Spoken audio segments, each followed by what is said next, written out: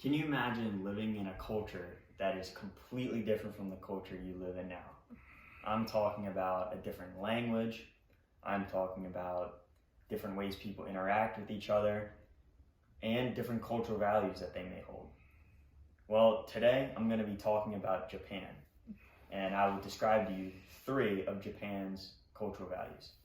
And these cultural values are high context, they're a high context culture. They practice collectivism, and they have a high amount of uncertainty avoidance. So let's begin. First, Japan is a high context culture.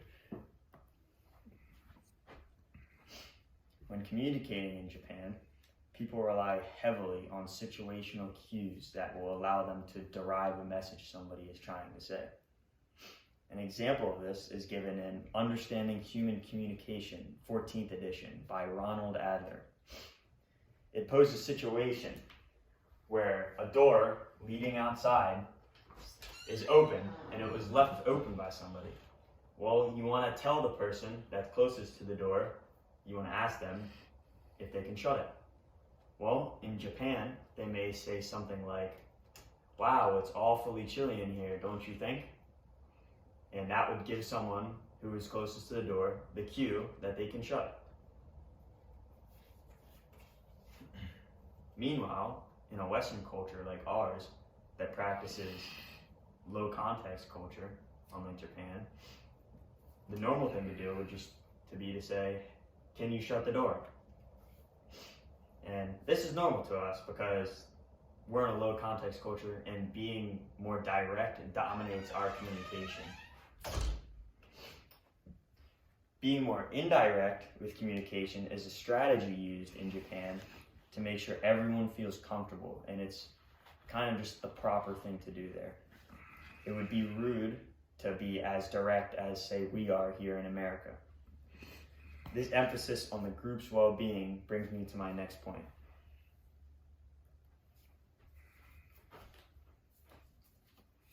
Japan has a collectivistic culture.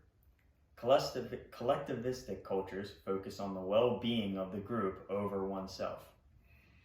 Thinking of others and working together are 2 traits that are held in Japan, in Japanese culture.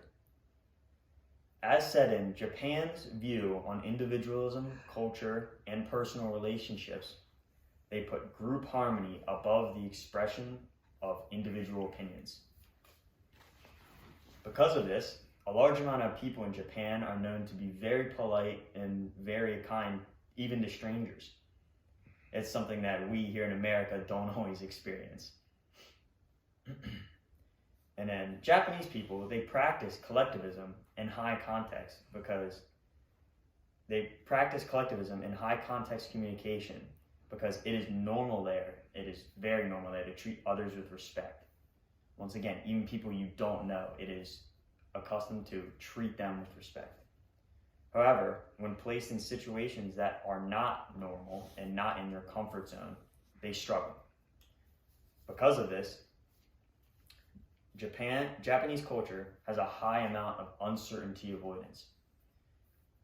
People value order. People value order, tradition, and rules. When placed in ambiguous situations, they are likely to become uncomfortable faster and to a higher degree. Anything that deviates from what they constitute as normal creates a lot of uncertainty in Japanese people. So if you're visiting Japan, I would say spontaneity is not the thing that you want to practice. If anything, you should try to be even more respectful and kind if you are visiting Japan than you even would be in the United States. Well, I guess it all depends on how you would like to be viewed there. Once again, this varies greatly from the US, which sees low amounts of uncertainty avoidance. People here are really unthreatened by change, and most of the time adopt change or even revel in it. It's just, change is very prominent here in America. So by now, I hope you have a good idea of some Japan's cultural values.